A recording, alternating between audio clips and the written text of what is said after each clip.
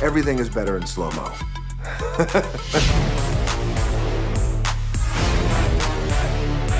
The slow-mo running is one of the most iconic things about Baywatch, and we couldn't wait to put it in our movie. Ready, guys? The iconic run is something that all of us have been preparing for the entire course of this film.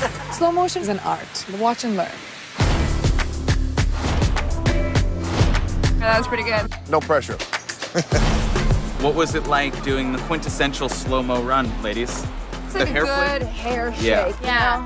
And also that sort of determined look that you have to give. Extremely determined to save somebody, but in a very sexy way. I think it went great. Zach did fall. It was my idea with the director. At least that's what he's trying to make people believe. The key is, just be cool. Just be cool, man. Why does she always look like she's running in slow-mo? She's the reason I believe in God. Hi Lisa here with some interesting movie extras facts for you. One of the earliest animation techniques was stop motion. It was first used in the late 1890s. Notable uses of stop motion include King Kong from 1933 and the Skeleton Skirmish in Jason and the Argonauts from 1963.